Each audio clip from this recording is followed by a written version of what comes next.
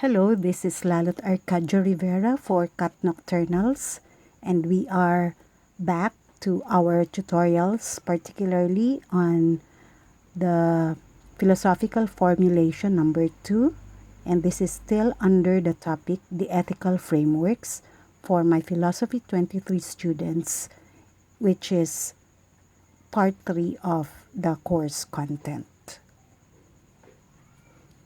Another philosophical content for discussion based on Aristotle's writings or works is his rendition about happiness. This can be read again in Nicomachean Ethics, where he identified happiness as a life of flourishing. In Greek, we call this Eudaimonia. This is the part that makes Aristotle's ethics teleological. Aristotle begins with the observation that all things being done are made with a purpose. With a purpose, the activities are directed and guided to the attainment of a goal. The goal is generally happiness, and all activities are directed towards happiness as the ultimate. However, the ultimate happiness is not material wealth, not even physical health, or sensible pleasure, or not even honor. For happiness to be ultimate, it must have the following criteria. It must be, number 1, self-sufficient.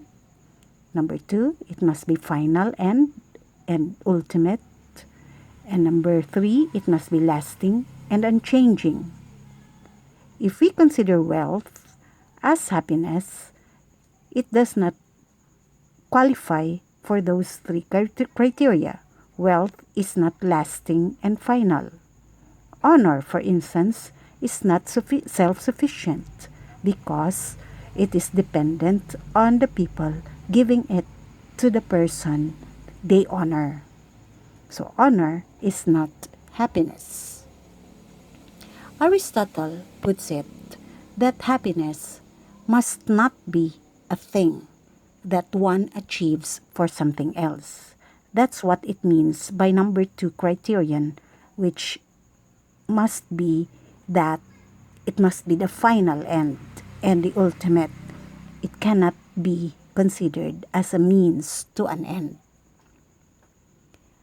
Happiness must suffice also for itself, and having achieved it, one must not run out of it. So wealth definitely is not self-sufficient even. Thus, happiness must not be a thing. It must be, rather, an activity that one can do as often as possible and as lasting as it can give one the pleasure. Aristotle reasons out that this activity must come from what is natural of us. For Aristotle, that is the activity of reason.